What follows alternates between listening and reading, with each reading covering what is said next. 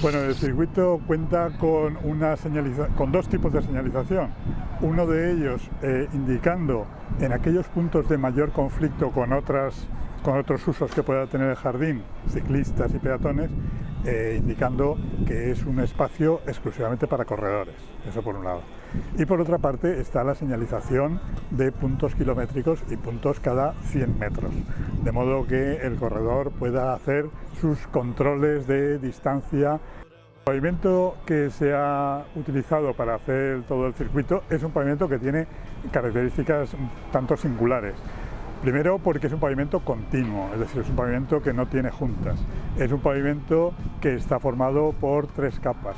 La primera, inferior, es una capa drenante, una capa de grava. La segunda es una capa que lo que hace es nivelar, es un estrato nivelado con zahorras. Y la tercera, que es la capa del pavimento propiamente dicho, que son 6 centímetros de áridos estabilizados.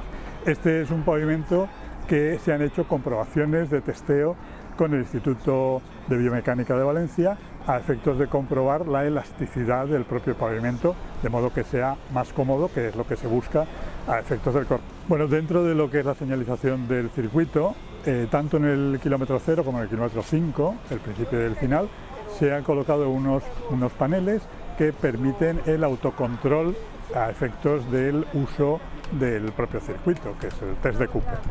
Además, se ha señalizado también aquellos puntos de zonas biosaludables, que son zonas que tienen un equipamiento expreso a efectos de estiramiento del corredor. El circuito cuenta con una señalización lumínica que permite determinar el ámbito del recorrido en horas de falta de luz nocturnas.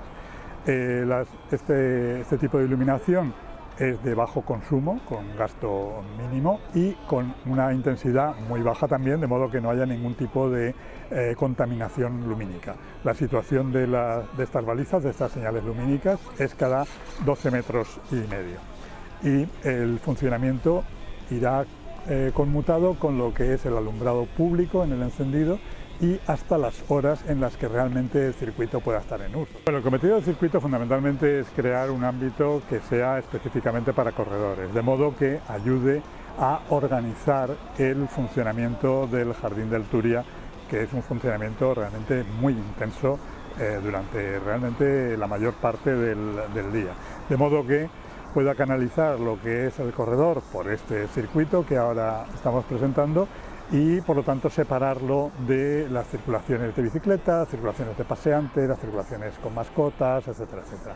De modo que de algún modo se organice lo que es un funcionamiento de un parque que tiene un uso verdaderamente muy intenso.